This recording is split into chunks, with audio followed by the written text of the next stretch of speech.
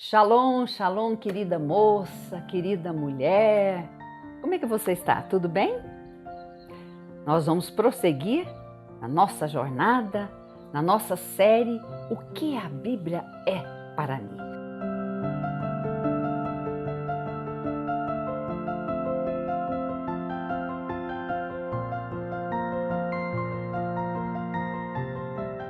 Nós já estudamos alguns símbolos da Bíblia. Vocês estão lembrados? Se você não assistiu, assista os 2 vídeos anteriores e você vai saber em detalhes. Nós estudamos a Bíblia como fogo, como martelo, como lâmpada, não é? Estudamos, o que mais? Lâmpada, nós estudamos vários símbolos aqui. E hoje nós vamos ver mais 2 símbolos muito interessantes. Pega a sua Bíblia, vamos abri-la em Hebreus, livro de Hebreus, lá no Novo Testamento, antes de Tiago, Hebreus capítulo 4, verso 12. Porque a palavra de Deus é viva, eficaz e mais cortante do que qualquer espada de 2 gumes, e penetra até o ponto de dividir alma e espírito, juntas e medulas. É apta para discernir os pensamentos e propósitos do coração. A Bíblia é como uma espada. Uma espada de 2 gumes, ou seja, tem 2 cortes, um corte de um lado e do outro. Isso aqui é uma réplica de uma espada, não é? A espada. O que é espada? Que objeto é esse? Sabe, a espada, essa palavra espada se refere a uma série de armas brancas. Infelizmente, ela era usada mais como defesa mesmo, para atacar mesmo. É arma mesmo. Então, ela é formada por uma lâmina comprida, que pode ser maior ou menor, né?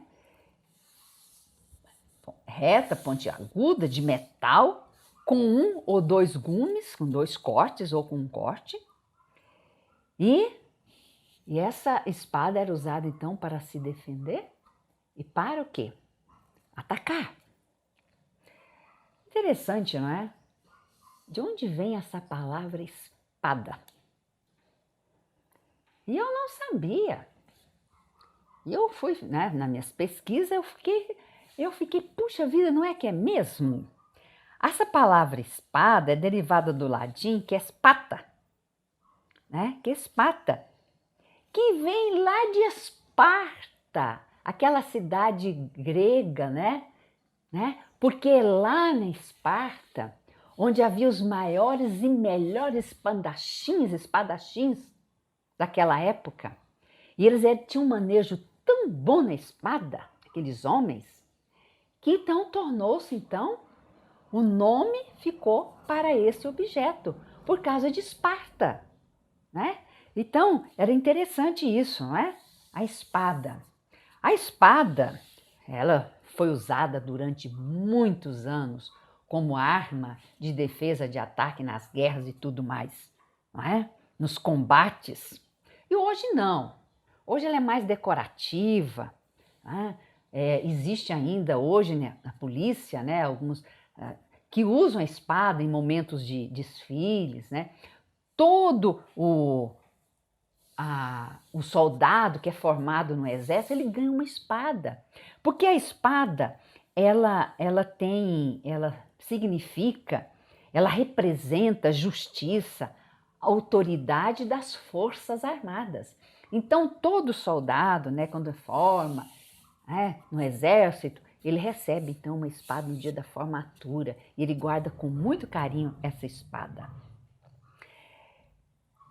A espada, como nós vimos, ela tem essa utilidade de se defender, usada nos combates.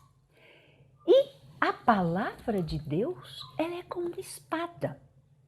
Não para matar os outros. Tem uma utilidade. Sim, matar o eu. Nós precisamos matar o nosso eu, o nosso ego. Ó, veja que diz em Hebreus, Aliás, eu já li, não é? Em Hebreus capítulo 4, que nós lemos, e o verso 13, que a palavra de Deus é uma espada de 2 gumes, porque corta melhor, penetra melhor, parece assim, não é? É trágico que eu estou falando, mas é verdade. E veja que ela penetra a ponto de dividir o quê? A medula. Ela é apta para discernir os pensamentos, discernir os propósitos do coração. Veja a utilidade da palavra de Deus. Sabe, nós com o nosso orgulho, com o nosso ego, a gente acha que sabe muito, né? Que é o rei da cocada, o rei do gado, que a gente sabe tudo, que é o último bolacha do pacotinho, né? Achamos que a nossa razão está acima da razão de Deus e a Bíblia está dizendo não. Eu sou a palavra, eu sou a espada que penetra, eu vou discernir. Só com a palavra de Deus, querida mulher, você tem capacidade de saber o que é certo e errado. Por que o mundo está nessa confusão? Sabe? Hoje está tudo líquido. Nós estamos vivendo uma sociedade líquida. Antes, as coisas eram sólidas. Veja a água, né? A água, quando ela é líquida, ela se adapta a qualquer recipiente, ela fica com a forma do recipiente que ela é colocada. Mas se você coloca a água numa forma de gelo, põe lá no congelador e você tira, ela está com os bloquinhos da forminha de gelo. Então hoje a sociedade está muito líquida. Não, eu vou me adaptar conforme a circunstância. Então eu sou água, né? Sou líquida, está no formato de xícara, eu vou ficar no formato de xícara. Mas não, a palavra de Deus é uma espada. Ela é sólida. Ela não é líquida. Ela diz o que é errado, o que é certo. Por isso que ela discerne o quê? Os pensamentos, os propósitos do coração. Que tal você usar a palavra de Deus como espada? Será que você está precisando discernir entre o certo e o errado? Fica aí para você pensar e refletir. Mas esse é outro símbolo da Bíblia. Esse é tão gostoso. Vamos abrir a Bíblia em Mateus capítulo 4. Esse símbolo é gostoso. Capítulo 4, verso 4. Jesus, porém, respondeu: está escrito, não só de pão viverá o homem, mas de toda palavra que procede da boca. Jesus estava respondendo para o diabo, né, nas tentações. O diabo viu que Jesus estava lá com fome e falou: olha, eu posso transformar essas pedras aqui em pães. E Jesus falou assim: peraí, não é bem assim não. Não é só de pão que viverá o homem, mas ele viverá de toda palavra que sai da boca de Deus. O que é o pão? O que é o pão? O pão é o alimento universal. Aqui é um pão integral, ficou um pouquinho queimado porque eu me distraí e passou do ponto ali, né? Mas eu gosto, fica melhor. Quanto mais assado, melhor. Isso aqui é um pão integral. Eu mesmo quem fiz, né? O pão integral. A palavra de Deus não é pão francês não, viu gente? É pão integral. Tem substância, né? Ele é nutritivo, tem nutrientes. Então o pão é um alimento elaborado com farinha, geralmente de trigo ou outro cereal, né? Com água, sal ou açúcar. Aí forma aquela massa e eu gosto de fazer pão. Eu gosto. Não sou muito grande cozinheira não, mas eu tenho uma coisa que eu gosto é fazer pão. Então, aquela massa elástica você põe a forma que você quer. Então põe para assar, né? Então forma-se o pão e você se alimenta. O pão é universal. Quase todas as culturas têm o pão como símbolo de alimento. O pão comercial, né? Por muitos anos mesmo, o pão era caseiro, feito em casa pelas mulheres. Depois, com o tempo que começou a surgir o pão comercial, que eles colocam outras coisas, né? Eu não gosto muito do pão comercial, primeiro o pão integral eu não gosto, porque eu não gosto daquele cheiro do conservante que tem. Raramente eu compro um pão integral feito aí em panificadoras, porque aquele cheiro, né, meu nariz é muito sensível. Então, porque o pão caseiro, ele logo estraga, não pode, você conserva na geladeira. Então, o pão, há vários tipos de pão. Uf, dá nem para enumerar. Mas, em termos existe duas qualidades de pão. Interessante. O pão sem fermento, né? Que é chamado pão asmo, né? Ele é feito sem fermento, que os árabes e os judeus usam muito, ele é chato, né? Que pode ser assado, pode ser cozido, até frito. E o pão levedado, que tem levedura, que tem fermento, né? Porque ali o fermento cria bolhas, ele cresce, não é? E ele fica mais macio. Vocês sabiam que as primeiras padarias surgiram em Jerusalém? É. Os judeus, naquele tempo chamado povo de Israel, eles aprenderam com os egípcios, porque foram os egípcios os inventores, os maiores panificadores. As mulheres egípcias eram hábeis em fazer pão. O pão tem, assim, a sua origem, o seu desenvolvimento lá no Egito. E quando eles ficaram escravos lá, eles aprenderam. Então, aí nós vamos encontrar também o pão na Grécia, na Roma. Aliás, quando a Roma, o Império Romano, difundiu no mundo, né? Ficou por muitos anos, desde mais ou menos ano 100 a.C. até 476, se eu não falho a memória, os romanos aprenderam também a técnica de fazer pão. E o pão no tempo do Império Romano até deixou de ser feito em casa pelas mulheres, porque eram panificadores para tudo quanto é canto em Roma, no Império. E foi Roma que difundiu o pão para o mundo. Interessante isso aí. E depois, quando em 476 mesmo, né, quando o Império Romano foi totalmente destruído pelas tribos bárbaras, e o pão voltou a ser feito em casa, ser caseiro. Mas, na Idade Média, aliás, na Idade Moderna, melhor dizendo, um país chamado França, no século XVII, tornou-se destaque na fabricação de pães. E até hoje a França tem o seu destaque. Eles aprimoraram as técnicas, né, de panificação, de fazer pães. E o que aconteceu? Surgiu o famoso pão francês. O pão francês tão conhecido, tão usado pelo povo brasileiro. O pão, ele é universal. Você sabia de uma coisa? Que a OMS, a Organização Mundial da Saúde, recomenda que cada pessoa come 50 quilos de pão por ano? Vocês sabiam disso? Nem eu sabia, descobri isso outro dia. Você sabia que o povo que come mais pão é o povo de Marrocos? Eles comem 100 quilos por pessoa. O povo gosta de pão, hein? Brincadeira. E você sabia que o país que mais chega o ideal de... que até passa um pouquinho do ideal da Organização Mundial da Saúde, é o nosso vizinho Uruguai. Eles comem 55 quilos de pão por pessoa por ano. Olha, veja.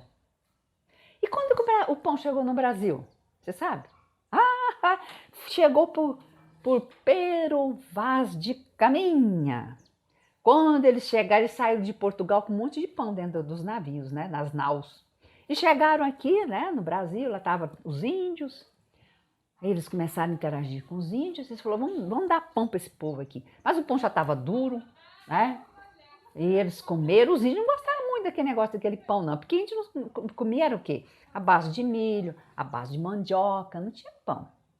Eles não comiam pão, não sabem nem o que era isso. E eles não gostaram muito daquela história de pão não, porque estava duro, né? Então, o pão chegou assim, aqui no Brasil, através dos portugueses.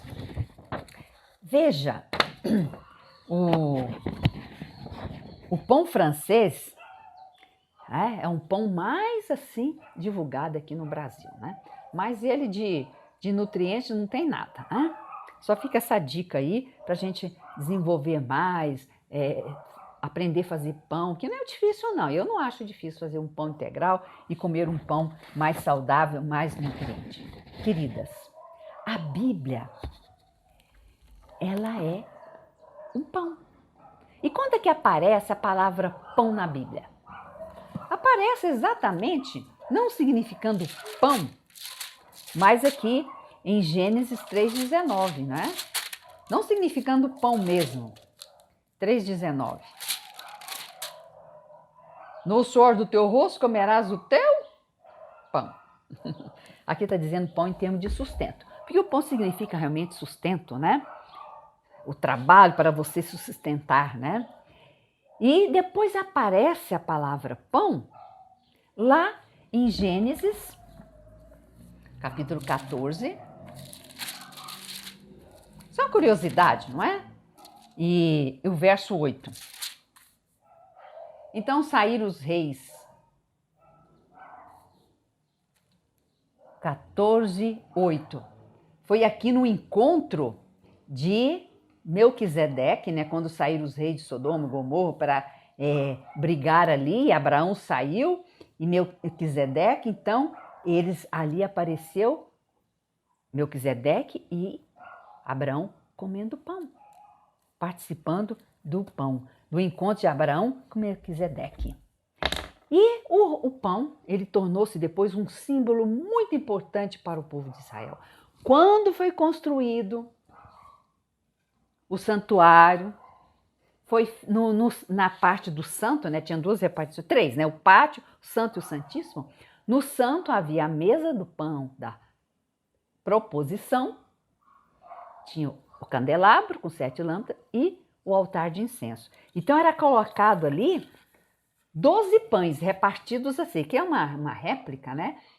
Para ilustrar, eram repartidos de 6 em 6, representava as 12 tribos de Israel. Então era colocado nessa mesa, uma mesa linda, feita de acácia, de madeira de acácia, toda revestida de ouro, que simbolizava o quê? Que Deus ia sustentar o povo de Israel. E essa palavra proposição, né, que quer dizer presença, pão da presença, o pão do rosto, o pão que está na presença de Deus.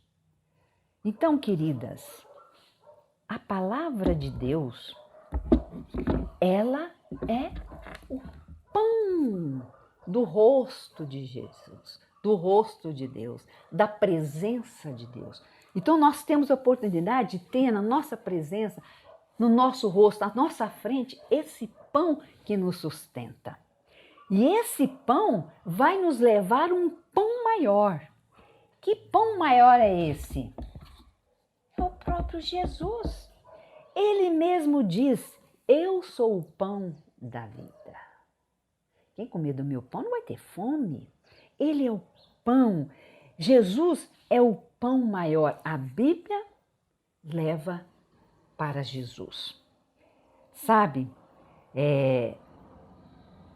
existe um verso aqui, que está escrito em Amós, que é triste, sabe? É triste. Porque imagina se isso acontecer em nossa vida. Vamos aqui achar Amós, capítulo 8, verso 11. Olha o que diz aqui. Isso aqui tem que levar-nos a pensar. Diz o seguinte: eis que vem dias, diz o Senhor Deus, que enviarei fome sobre a terra, não de pão, nem de sede, mas de ouvir a palavra do Senhor. Será que nós estamos vivendo pessoas morrendo de fome por aí? Sim.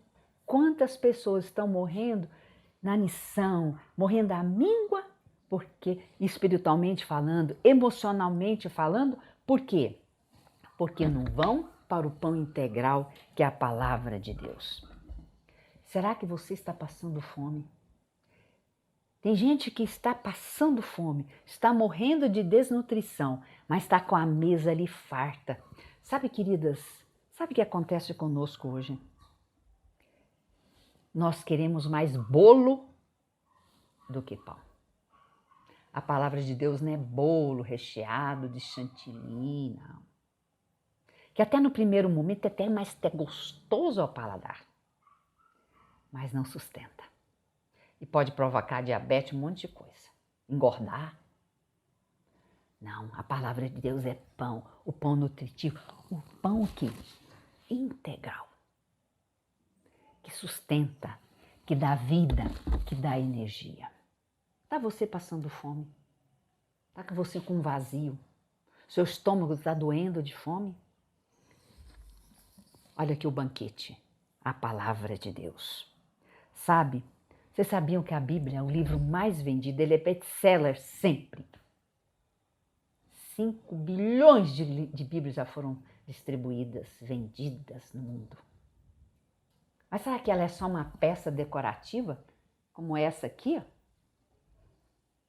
Eu não leio, nunca li nessa Bíblia aqui. Todo ano eu leio numa Bíblia diferente. Mas ela está aqui bonita, eu decorei. Mas não é para ficar só bonita aqui, decorada, não. Como uma peça decorativa, não. Ela tem que ser aberta, tem que ser lida, tem que ser comida, digerida. Aí vai para o estômago, do estômago para o intestino, passa para o sangue, da vida, da energia. Que você possa fazer da Bíblia o seu pão cotidiano e comer todos os dias. Não é um dia só, não. A gente não come uma vez por semana, não. A gente tem que comer 3 vezes ao dia. Vai comer 3 vezes ao dia para termos energia, para enfrentarmos as atividades. Assim é com a palavra de Deus. Que bom, né? Hoje nós estudamos a Bíblia com uma espada e com o pão. Que Deus abençoe você, querida mulher. Se você não se inscreveu, está passando aí e viu esse vídeo, se inscreva. Faz parte aqui do nosso canal, deixe sua apreciação, seu joinha, seus comentários e participe do grupo de oração Saia dos Casulos. Está na descrição o meu número do meu contato do WhatsApp. Você manda com seu nome, dizendo, sou fulano de tal, quero participar do grupo de oração. Aí eu vou pôr você no grupo.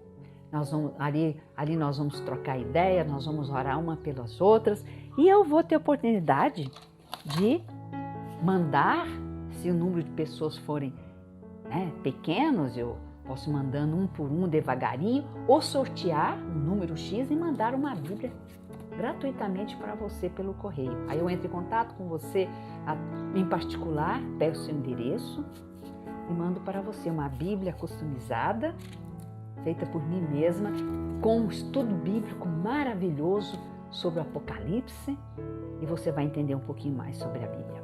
Que Deus abençoe a você e eu espero você no próximo vídeo. Nós vamos continuar falando sobre os símbolos da Bíblia e que esses símbolos têm a ver com a minha vida. Até mais. Shalom, shalom.